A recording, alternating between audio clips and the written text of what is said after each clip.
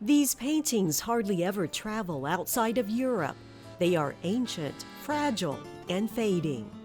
I can't get over the fact that these were so well preserved, for one, and that they're so realistic, and they portray all the ancient Greek, myths, the stories of the time. I've learned that more of Pompeii survived than I thought, because I didn't know that there was that much left over of it. Painters of Pompeii-Roman Frescoes from the Naples Archaeological Museum is a fascinating exhibit at the Oklahoma City Museum of Art. The pieces were painted on the interior walls of ancient Roman homes. When we think of ancient Roman art, we more likely think of ancient Roman sculpture and architecture, and that's because very little of the painting survives. But we do have a large treasure trove of ancient Roman painting as the result of one of the largest natural disasters in human history, which is the eruption of the volcano at Vesuvius. Ash, pumice, and rocks preserved the paintings until they were excavated in the 1700s.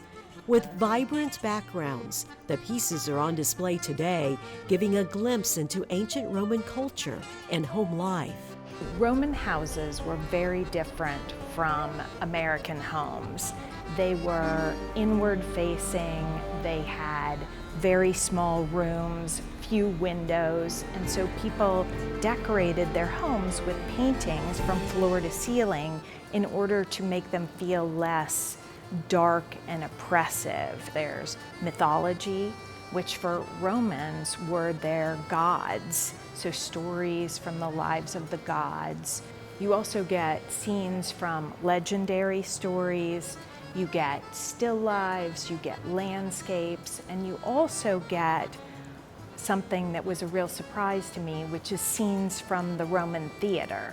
Roman painters were craftspeople. They were wall decorators. It wasn't considered an appropriate profession for men of high standing.